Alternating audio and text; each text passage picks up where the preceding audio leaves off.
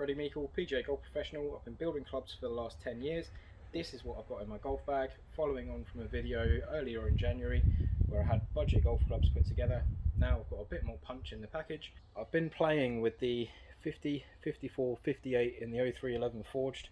They've been absolutely fantastic. I've had some, well, I put some custom KBS green shafts in there.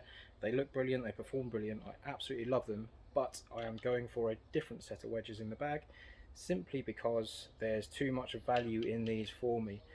While the business is still young, I don't want too much money in my golf bag. I'd rather have it to buy more stock, to sell it basically. So once the ball gets rolling on that, I'll come back to something like this. So these are out of the equation and up for sale.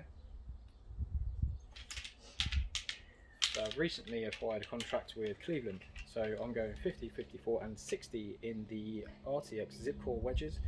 The reason I'm going 60 instead of 58 is because the shots I use around the greens, the 60 is much more useful for them, and I don't hit any full shots, so I didn't need to blend the width of loss perfectly because I don't hit full 58s, full 60s anyway. These are in the bag. I haven't done any customization, they're just absolutely off the rack, so they might be yet to get a little bit of attention. Dynamic gold spinner, tour issue, and cellophane still on the grips, as you can see. Bosh in the bag. We do have a little hay fever, so apologies if I'm sniffing.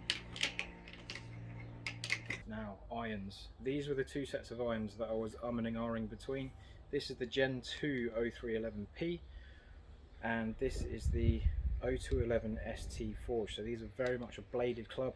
I've customized them a little bit, I've made them blue with white details. They're absolutely gorgeous clubs. I just need that little bit of extra help because I'm not playing every day, I'm not playing regularly, I'm practicing once a week at best, and tournament wise I've got big gaps between tournaments and I fill my time with trying to start wholesale golf as a club builder. I've gone for these are going in the bag. That is why I went for the 50-degree wedge to start with, because it blends with the 45-degree pitch and wedge in this set of irons. And these irons, sadly, they're going to go to a new home. Don't know who that is yet, but we'll find someone who wants them. So with these irons, I've got the yardages that I hit with them written on the clubs. Now, I have a problem where I hit the ball over the green too much. I hit the ball over the green and then I've got a horrible chip back. So to avoid that, I've written the yardages of the longest shot, the sort of longest shots I hit with each iron. So if I hit that longest shot, it goes to the pin. If I don't quite catch it or don't quite get all of it, it comes backwards from that area. So I'm not looking at any shots for these numbers to go long.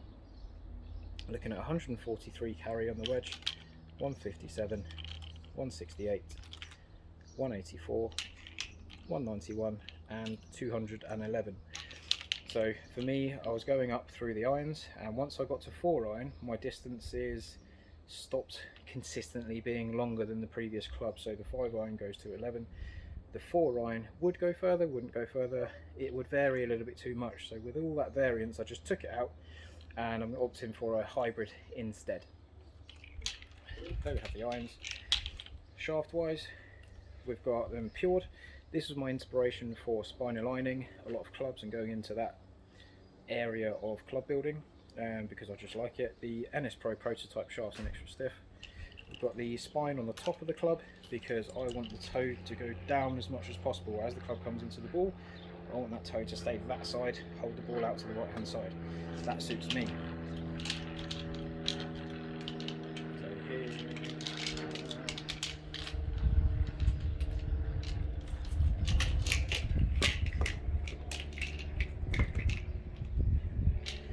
I've also got Arcos sensors currently on all the clubs because I just want a little bit of data to see if I'm missing anything by doing pen and paper data. I might be missing a completely new realm of information, yet to be determined. I'll bring out a YouTube video later on to see how that goes. Comment if you want to see it quicker. 211 carry on the 5 iron. The next club up, I was looking for about a 225 distance basically. So I've got a 22-degree 0211 hybrid. I've got a lower loft, so it's playing 20.5. That's giving me 223 average carry. Which is the nice step up from the 5 iron. So for me, I want the irons to be solid in the bag, get the yardages off the irons, and then I work out the wedges from the bottom end and I work out the next clubs from the top end. So 223, I've got two different shafts that I flick between in this at the minute. Tensai Blue TX Flex. This launches higher, spins less, so it's very good off the tee. The other shaft I have is KBS TGI 80, so this is a couple of steps down in flex, so it's not as bargy. What this does is it launches lower and it spins more, so it's very good to go into par 3s, much better than this. So I kind of flick between the two shafts depending on what course I'm playing. This goes in the bag.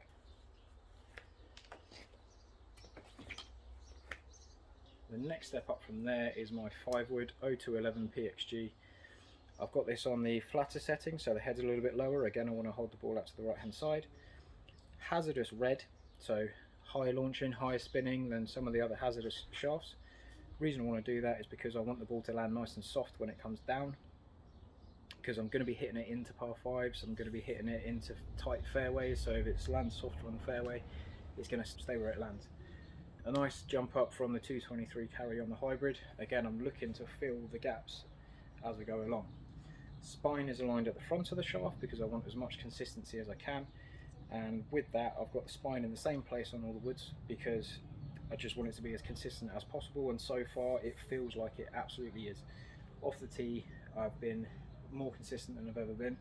I don't know if that's because I've got a bit more passion back for the game, but we'll see over time. This goes in the bag with a Superman head cover because I am still slightly childish. 3-wood, different kettle of fish entirely. Again, I've still got the head flatter, so I'm going to hold the ball out to the right hand side. I've got a handcrafted 6.5 hazardous yellow, so it's got the spine in the same place, but the yellow is a low launching, low spinning version of the hazardous range. So I'm really trying to separate the 3-wood and 5-wood to make sure they're not doing a similar thing. Carry with this is about 252, so it's just a little bit more carry, but it's coming in a lot lower, it's coming in a lot hotter. So off the tee this is brilliant. Going into pins, that 5 is that sort of divide between the two. There we go. This is actually the same length as the 5-wood because I wanted to be able to swap the shafts around and test them out, and I actually found that having the shorter shaft in the 3-wood gave me a lot more consistency. Now the driver. This is a proper hazardous yellow, different kettle of fish to the other stuff. So I've got this in 6.5.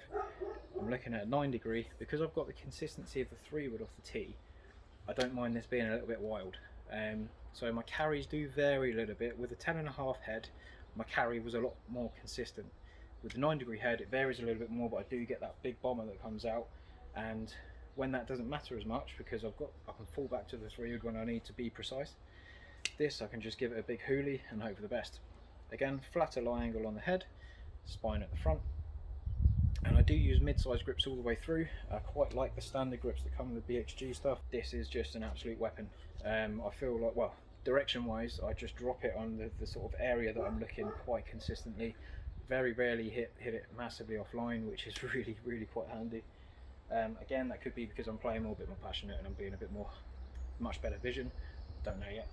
Batman. Putter wise, got the PXG Brandon Gen 2. Absolutely love this club face. Feel like wherever I strike it, it kind of releases out to the same distance. So I do like the distance control that I can find with it. Green detail to match the green grip. And with these grips, this is the slim one. I find that it's a nice flat front that I can sort of keep level with the hole, if that makes any sense.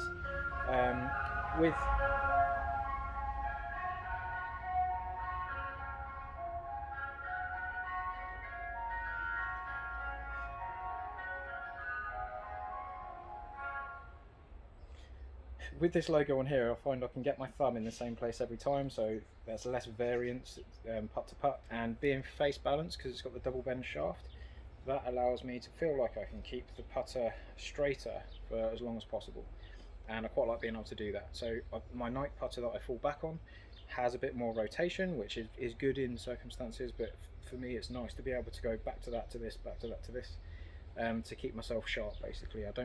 If I use the same putter too long, I get complacent and I lose the conscious thought on what the putter's doing. I like to be able to have to control the putter. Head cover wise, it's a tool use only Scotty Cameron one.